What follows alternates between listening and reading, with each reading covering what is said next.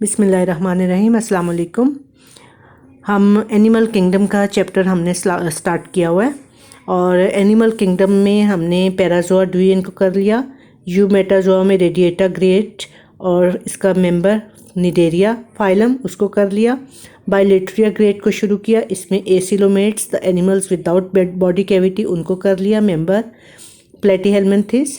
फिर pseudocoelomates animals with false body cavity, इसका member phylum aschelminthes. यहाँ तक हम ये इसको कंप्लीट कर चुके हैं। अब ये कि इसमें हमने स्टार्ट करना है सीलोमेट्स, ठीक है जी। अब सीलोमेट्स जो हैं animals with true body cavity which is form by the splitting of the mesoderm. Mesoderm जो है दो लेयर्स में स्प्लिट हो जाएगी, एक आउटर या विस्ट्रल, दूसरी जो है इनर, और आउटर या पेराइटल, इनर या विस्ट्रल। इस तरह से आप देखिए कि लेयर्स जो हैं एक्टोडर्म, ये मीजोडर्म, ये एंडोडर्म, और ये सेंटर में वो जो ब्लास्टोसील होती है। अब ये देखें कि ये सेल्स हैं यहाँ पे, ठीक है जी। ये मीजोडर्म, ये स्प्लिट हो जाएगी दो लेयर्स में। एक जो है लेयर वो कवर कर लेगी एंडोडर्म को अंदर से, ये लेयर जो है ये कहलाएगी इनर या विसरल, और दूसरी जो है वो बाहर होगी पेरिफ्री पे की साइड पे, इसको कहेंगे आउटर या पेराइटल। सो ये दरमियान में स्पेस बन जाएगी। ये पूरी एक लेयर थी, अब ये दो लेयर्स में स्प्लिट हो गई है। एक अंदर वाली विस्ट्रल है जिसने डाइजेस्टिव ट्रैक को कवर कर लेना है आफ्टर द एम्ब्रियोनिक स्टेज, और दूसरी जो है पेराइटल है जिसने के ये बाहर वाली साइड पे मौजूद है। ये डिफरेंट ऑर्गन्स बनाती है। दोनों के दरमियान एक कैविटी बन जाती है नोन एज द सीलो या ट्रू बॉडी कैविटी। अब सीलोमेट्स में जो मेंबर्स आ जाते हैं वो कौन कौन से हैं? प्रोटोस्टोमिया और डिटेस्टोम्स। प्रोटोस्टोम्स और डिटेस्टोम्स के डिफरेंसेस जो हैं उनको हम पहले डिस्कस कर चुके हैं। प्रोटोस्टोम्स जो हैं इनमें आगे 3 जो हैं सब डिवीजन्स आ जाते हैं, मोलस्का, आर्थ्रोपोडा, एनेलिडा। अब ये एनिमल किंगडम में जो चीज़ें हमने करनी हैं वो ये रह गई हैं, ये हम कर चुके हैं, ये हमारे पास रहती हैं जो कि अभी हमने करनी है। तो आज जो हम करेंगे फाइलम वो है एनेलिडा। सो आप समझ सकते हैं कि मेंबर है ये प्रोटोस्टोम्स का, जो कि मेंबर है सीलोमेट्स का। इनमें ट्रू बॉडी कैविटी प्रेजेंट है और इसमें बाइलेट्रिया का भी ये मेंबर है। सो इसमें जो सिमेट्री है बॉडी में that would be bilateral symmetry, ठीक है जी। तो सो हम इसको स्टार्ट करते हैं फाइलम एनेलिडा।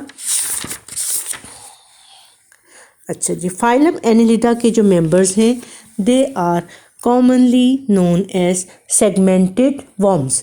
सेगमेंटेड से हम क्या मुराद लेते हैं कि उसमें सेगमेंट्स जो हैं बॉडी में मौजूद होती हैं। इलोंगेटेड इनकी बॉडी है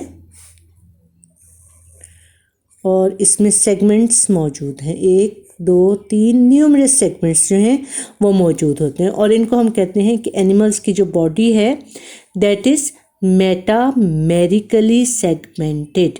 मेटामेरिकल से क्या मुराद है कि सिर्फ ये बाहर ये डिमार्केशन मौजूद नहीं है, अंदर तक पूरी बॉडी जो है वो डिवाइड हुई है इनटू डिफरेंट चैम्बर्स। और जब बॉडी को अंदर वाली साइड से देखा जाए, बॉडी का क्रॉस सेक्शन देखा जाए, खोल के ओपन करके देखा जाए, तो इस तरह से इनमें क्रॉस वॉल्स जो हैं इन चैम्बर्स के अंदर मौजूद होती हैं।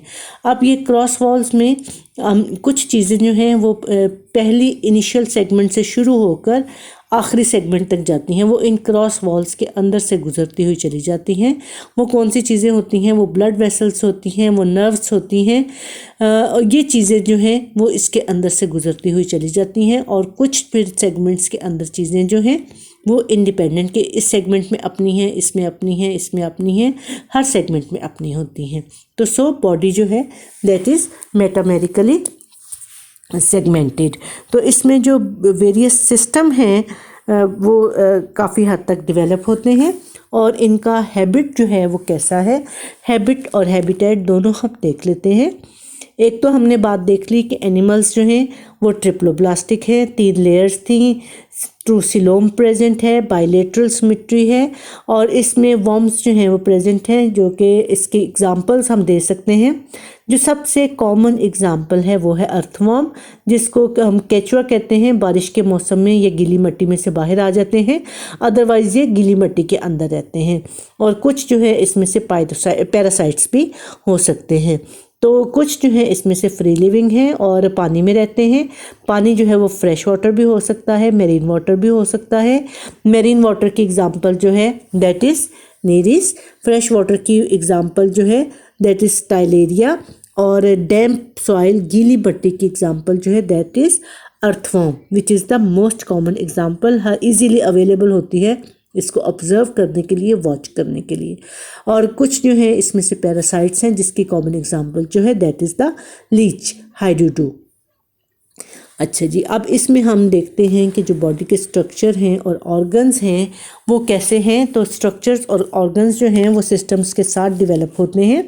तो इसमें हम देखते हैं कि डिफरेंट जो ऑर्गेनिजम्स के जो सिस्टम्स हैं वो किस तरह से हैं।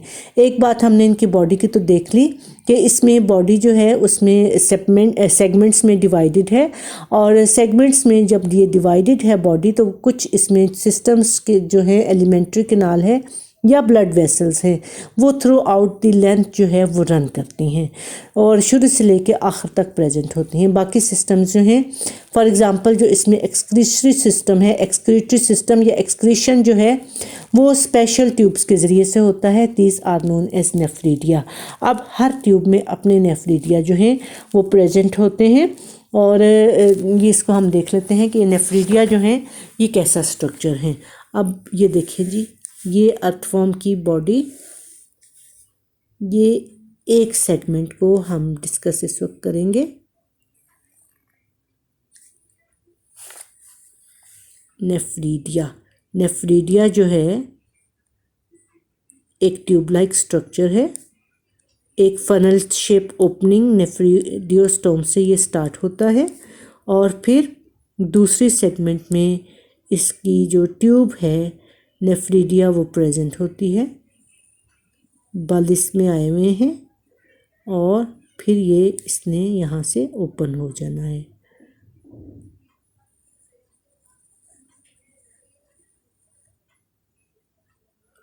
एक पोर के ज़रिए से ये बाहर ओपन हो जाएगी, दैट इज़ नोन एज नेफ्रीडियोपोर। अब ये देखें कि ये इसकी जो फनल लाइक जो इसकी ओपनिंग है, इसके ऊपर जो है सीलिया प्रेजेंट है। ये सीलिया मूव करते हैं और इसके जो अंदर वाटर, ये जो सिलोम है ना, इसके अंदर एक फ्लूइड भी भरा हुआ होता है, और that is known as coelomic fluid.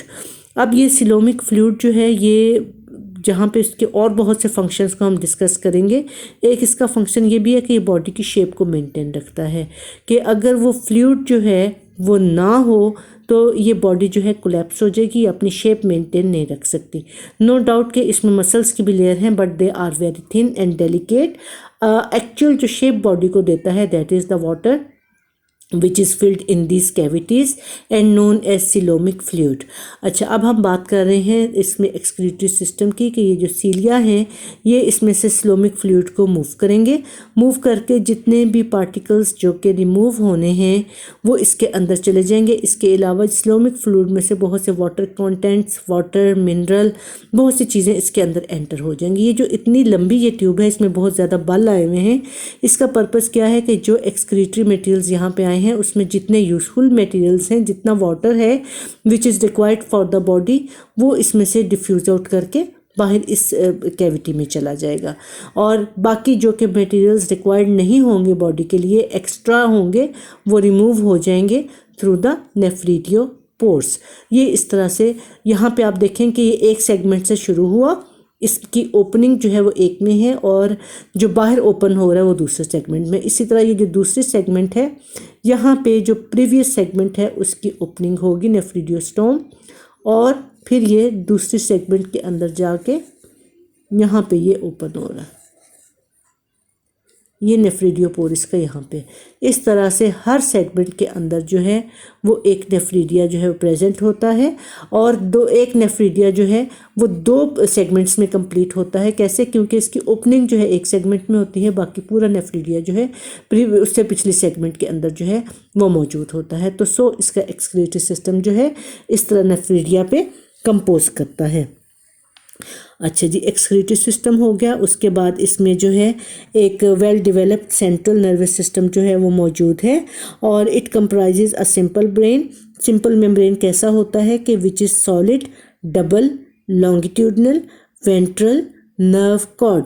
एक नर्व फॉर्म की शक्ल में है जो कि सॉलिड है और डबल है। डबल से क्या मुराद है? इस तरह से, ये इस तरह से जो 8 की शेप में नर्व कॉर्ड है, इसको डबल का नाम दिया गया है। तो इसमें आप देखते हैं कि सॉलिड है। लॉन्गिट्यूडनल से क्या मुराद है कि थ्रू आउट द लेंथ जो है ये मूव करती है। और इसके अलावा इसमें और क्या चीज़ आती है कि वेंट्रल है। वेंट्रल से क्या मुराद है? बॉडी की नीचे वाली साइड जो कि अपने जहाँ ये मूव करता है ज़मीन के साथ जो टच करती है, that is known as the ventral side. और नर्व्स जो हैं इससे निकलती हैं और सेगमेंट्स के अंदर जो है वो स्प्रेड आउट हो जाती हैं, और अब मैसेजेस को कन्वे करने का काम जो है उसको कंप्लीट करती हैं। और इसमें जो वर्टिब्रेट्स हैं, इनवर्टिब्रेट्स, उसमें जो ब्लड सर्कुलेटरी सिस्टम है वो कैसा होता है? Commonly that is open circulatory system. के सर्कुलेटरी सिस्टम जो है वो किसी भी ब्लड वेसल के अंदर कम जो है वो बंद नहीं होता, ओपन बॉडी कैविटी में प्रेजेंट होता है। लेकिन ये एनालिट्स जो हैं ये ऐसे इनवर्टिब्रेट्स हैं जिनमें के ब्लड जो है वो ब्लड वेसल्स के अंदर इनक्लोज्ड होता है। और इस तरह के सर्कुलेटरी सिस्टम को वी से क्लोज्ड सर्कुलेटरी सिस्टम, क्योंकि ब्लड जो है वो खुला नहीं है, बॉडी कैविटी के अंदर ब्लड वेसल्स के अंदर जो है वो प्रेजेंट है। अब ये ब्लड वेसल्स जो हैं ये कैसी होती हैं? डॉर्सल होती हैं। एक ब्लड वेसल जो है वो ऊपर वाली साइड पे शुरू से लेके एंड तक, आखिरी पॉइंट तक जा रही है। दूसरी जो है वेंट्रल ब्लड वेसल जो है शुरू से लेके आखिर तक जा रही है। और ये ब्लड वेसल्स जो हैं ये क्या करती हैं? ब्लड की supply through out the body of the earthworm.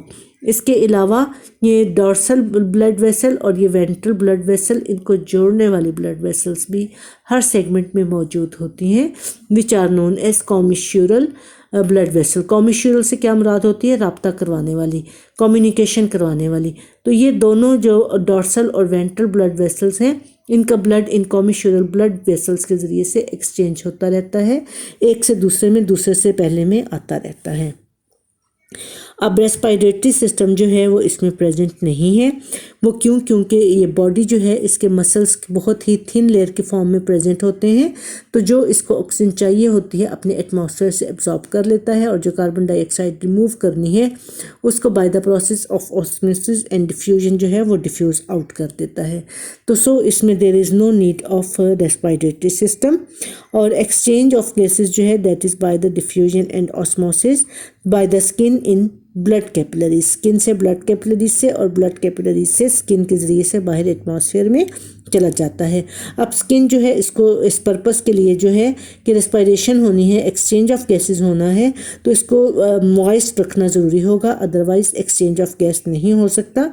यही वजह है कि कुछ ऑर्गेनिजम्स जो हैं या तो रहते पानी में हैं और या फिर गीली मिट्टी में रहते हैं, जहाँ से एक्सचेंज ऑफ गैसेस जो है उसको कर सकते हैं। अच्छा जी, अब ये स्किन जो है ये मॉइस्ट होती कैसे है? म्यूकस और सिलोमिक फ्लूइड जो है वो सिक्रेट होते हैं उसमें से, और ये स्किन को वेट रखते हैं। और बॉडी के जो वॉल है that contain muscles which help in locomotion. अब इसमें जो मसल्स हैं वो 2 टाइप के हैं, सर्कुलर एंड लॉन्गिट्यूडनल। अब आप ये देखें कि ये जी एनिमल की बॉडी है, 2 तरह के मसल्स इसमें प्रेजेंट हैं। एक जो है सर्कुलर, ठीक है जी, ये सर्कुलर मसल्स जो हैं ये एग्जाम्पल है, ये क्लोज होते हैं, एक दूसरे के साथ जुड़े हुए होते हैं, लेकिन इस तरह से सर्कल्स के अंदर होते हैं। दूसरी जो इसमें मसल्स हैं वो कैसे हैं? लॉन्गिट्यूडनल। ये बॉडी की लेंथ के साथ ये भी प्रेजेंट होते हैं, एक ही जगह पे दोनों, मतलब पूरी बॉडी में लॉन्गिट्यूडनल भी हैं और सर्कुलर भी हैं। अब ये कि ये सर्कुलर और लॉन्गिट्यूडनल जो हैं ये मिलके कॉन्ट्रैक्ट और रिलैक्स करने का ऐसा सिंक्रोनाइज सिस्टम बनाते हैं कि बॉडी का जो है आगे की तरफ मूव हो जाता है। ये सिस्टम कैसे होता है कि एक टाइम पे लॉन्गिट्यूडनल मसल जो हैं वो कॉन्ट्रैक्ट करेंगे, सर्कुलर जो हैं वो रिलैक्स करेंगे। जब सर्कुलर रिलैक्स कर रहे हैं, लॉन्गिट्यूडनल जो हैं वो कॉन्ट्रैक्ट कर रहे हैं, तो फिर क्या होगा कि बॉडी जो है वो लंबी हो जाएगी। ये पोर्शन है जहाँ पे कि लॉन्गिट्यूडनल मसल रिलैक्स कर रहे हैं और सर्कुलर मसल जो हैं वो श्रिंक हो रहे हैं। लॉन्गिट्यूडनल रिलैक्स कर रहे हैं, सर्कुलर श्रिंक हो रहे हैं, तो बॉडी जो है वो इलोंगेट हो जाएगी। और यही जब कंडीशन उल्टी होगी, वाइस वर्सा होगी कि सर्कुलर जो है वो श्रिंक कर रहे हैं, लॉन्गिट्यूडनल जो है वो रिलैक्स कर रहे हैं, तो फिर बॉडी क्या होगा, छोटी और मोटी। यहाँ पे क्या था, पतली और लंबी, यहाँ पे क्या होगी, छोटी और मोटी। तो ये कॉन्ट्रैक्शन और रिलैक्सेशन जो है इस तरह से बारी बारी चलती रहती है कि एक जगह से ऑर्गेनिज्म जो है वो थिक और छोटा हो जाता है, दूसरी जगह से लॉन्ग और थिन पतला हो जाता है। अब यहाँ पे फॉर एग्जांपल ये पोर्शन जो है, यहाँ पे एनिमल जो है उसके सर्कुलर मसल रिलैक्स कर रहे हैं और सर्कुलर जो हैं वो कॉन्ट्रैक्ट कर रहे हैं, लॉन्गिट्यूडनल रिलैक्स कर रहे हैं, तो बॉडी कैसी होगी, पतली होगी और लंबी होगी।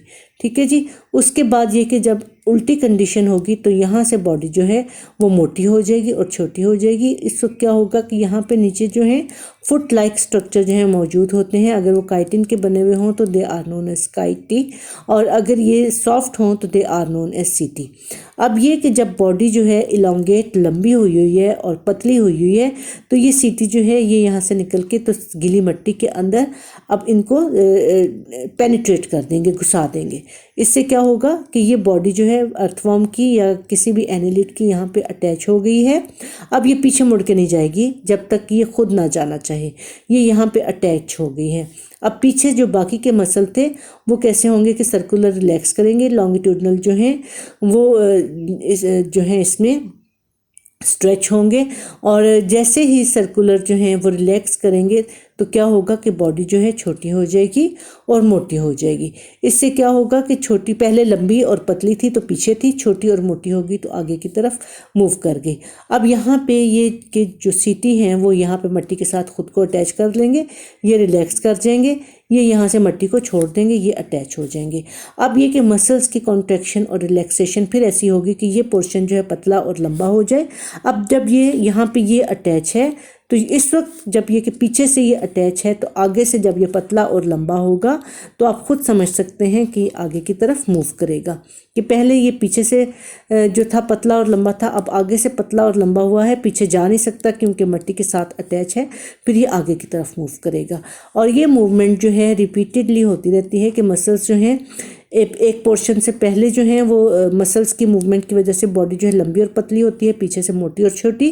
फिर ये कि ये कंडीशन जो है वो उल्टी हो जाती है कि मसल की कॉन्ट्रैक्शन और रिलैक्सेशन की वजह से बॉडी यहाँ से जो है मोटी और छोटी हो जाती है, पीछे से पतली और लंबी, ऑपोजिट कंडीशन। और इस तरह से ऑर्गेनिज्म जो है वो आगे की तरफ मूव करना शुरू कर देता है। अच्छा जी, अब हमने इसमें मूवमेंट जो है उसको देख लिया। नेक्स्ट जो इसमें है वो इसकी एग्ज़ाम्पल्स हैं। एग्ज़ाम्पल्स में ये आप देख सकते हैं, ये नीरिस है, लीच एंड अर्थवर्म। अर्थवर्म देख के याद आया कि आप लोगों ने देखा हुआ होगा, अपनी अपनी लैंग्वेज में इसके डिफरेंट नाम है। कॉमन नेम जो है इसका केचुआ या अर्थवर्म।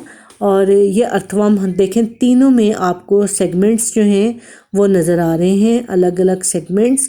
और नीरिस में आप देखें कि इसमें काइटिन स्कीटी जो हैं वो भी नज़र आ रहे हैं, जो कि इसको मूव करने में भी हेल्प करते हैं, अटैच करने में भी हेल्प करते हैं।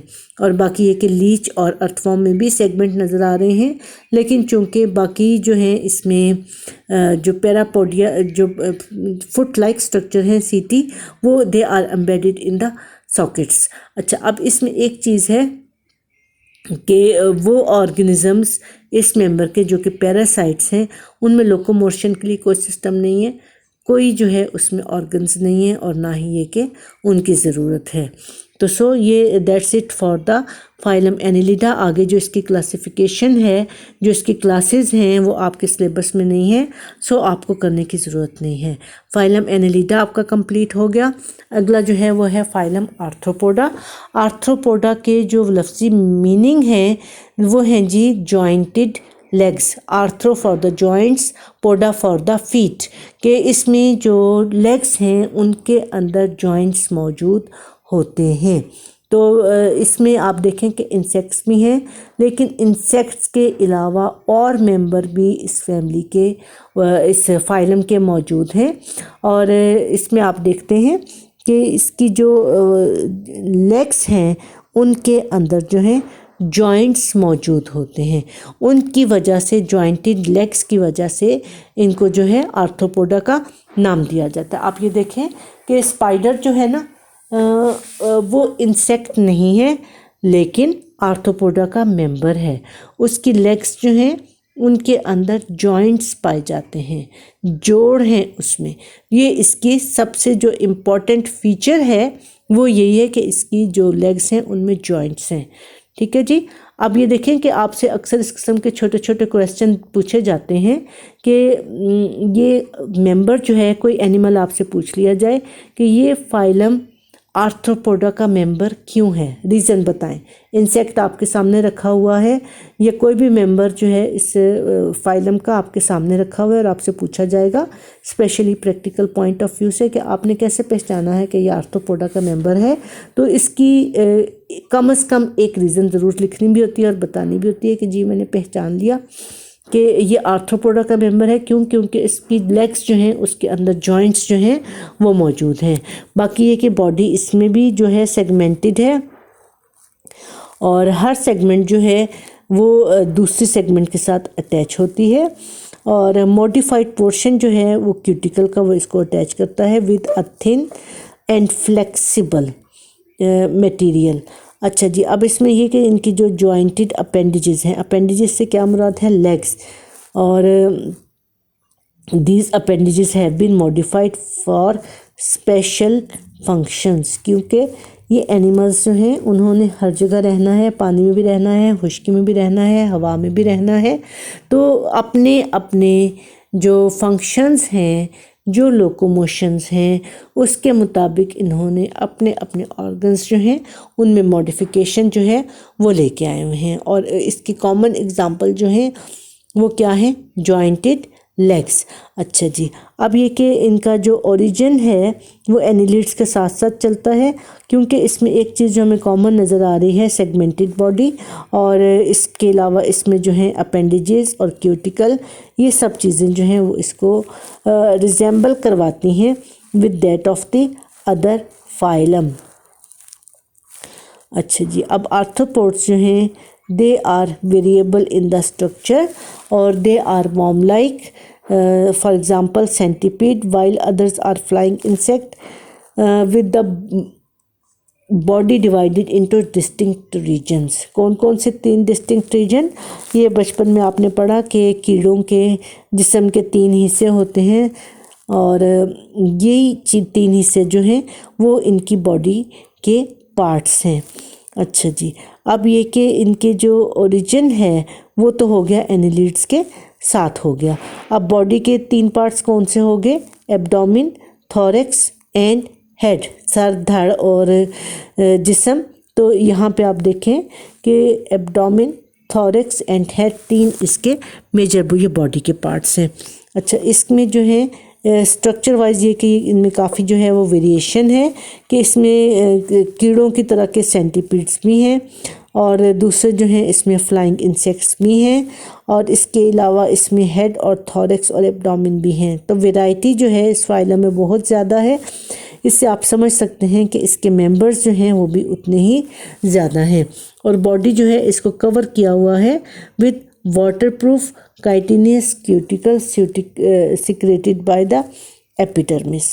तो इसके बाद जो अगला इसका जो कैरेक्टर है कि it has the coelom which is the true body cavity. Haemocoel जो है इसमें प्रेजेंट नहीं है। और सीलोम जो है इसका फंक्शन एक ये भी है कि it communicates with blood vascular system. और डाइजेस्टिव सिस्टम जो है वो किस फॉर्म में, that is well developed.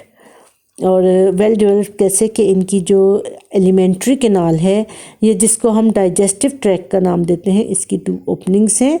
One is the mouth and other is the anus and it is divided into different parts जो कि अपने अपने फंक्शंस को परफॉर्म करेंगे। और ये डिफरेंट जो हैं वो पार्ट्स इसमें क्या हैं ये आप समझ सकते हैं कि इसोफेगस है, स्टमक है, इंटेस्टाइन्स हैं। और it is divided into 2 different parts performing the specific function. और food comprises of small plants and animals के इसके जो फूड है इन एनिमल्स की या तो छोटे छोटे से प्लांट्स हैं या छोटे छोटे से एनिमल्स हैं। बाकी जो है इसमें सिस्टम जो है वेल डेवलप्ड है। और वो किस तरह से वेल डेवलप्ड है इनको हम देख लेते हैं कि डाइजेस्टिव सिस्टम की हमने बात कर ली। एक्सक्रीटरी सिस्टम जो है that is in the form of Malpighian tubules that is present in arthropods. और ये इसका काम क्या होता है, इसका काम है जी नाइट्रोजनस वेस्ट को इकट्ठा करना है बॉडी में से और इनको सॉलिड यूरिक एसिड की फॉर्म में जो है बॉडी से रिलीज़ कर देना है। और ये जो मालपीजियन ट्यूब्यूल्स हैं ये डाइजेस्टिव ट्रैक के ऊपर जो है वो प्रेजेंट होती हैं। फॉर एग्ज़ाम्पल ये इसको हम आगे कर लेते हैं।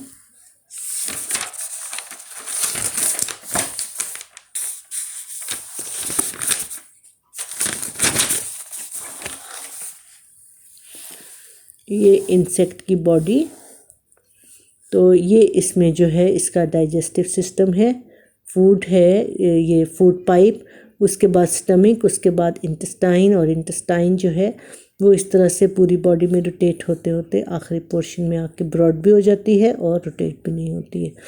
अब इसका जो फेरिंग्स का जो रीजन है यहाँ पे मालपीजियन ट्यूब्यूल्स जो हैं वो प्रेजेंट होते हैं। और मालपीजियन ट्यूब्यूल्स जो हैं इनका फंक्शन क्या होता है, इनका फंक्शन होता है कि ये ट्यूब्यूल्स जो हैं यहाँ पे जो बॉडी कैविटी के अंदर जो चीज़ें प्रेजेंट हैं उनको कलेक्ट करते हैं। कौन सी चीज़ें, बॉडी फ्लूइड्स आ जाएं और इसमें जो है एक्सक्रीटरी मटेरियल्स भी साथ में होते हैं, उन सबको कलेक्ट करके ये डाइजेस्टिव ट्रैक में भेज देते हैं। फिर उसमें कोई काम की चीज़ अगर हो तो उसको दोबारा जो है वो इंटेस्टाइन में एब्जॉर्ब कर लिया जाता है। बाकी ये कि इसको यूरिक एसिड की फॉर्म में चेंज करके तो बॉडी से बाहर जो है वो रिमूव कर दिया जाता है। अच्छा जी, यहाँ पे हमने इसमें देख लिया कि इसका डाइजेस्टिव सिस्टम कैसा है। डाइजेस्टिव सिस्टम के साथ साथ इसका ये कि एक्सक्रीटरी सिस्टम कैसा है।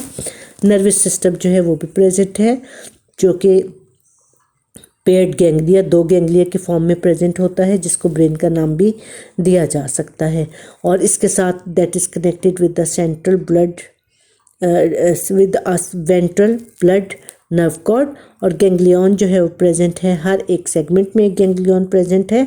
और नर्व्स जो हैं वो इन गैंग्लिया से निकलती हैं। और सेंसरी ऑर्गन्स जो हैं they are usually in the form of a pair और कंपाउंड आइज़ एंड एंटेना। इनकी आइज़ जो हैं वो आप ऑब्ज़र्व कर सकते हैं कि वो प्रेजेंट होती हैं। और इसके अलावा इसमें एंटेना जो हैं वो भी प्रेजेंट होते हैं for the purpose of sensory organs.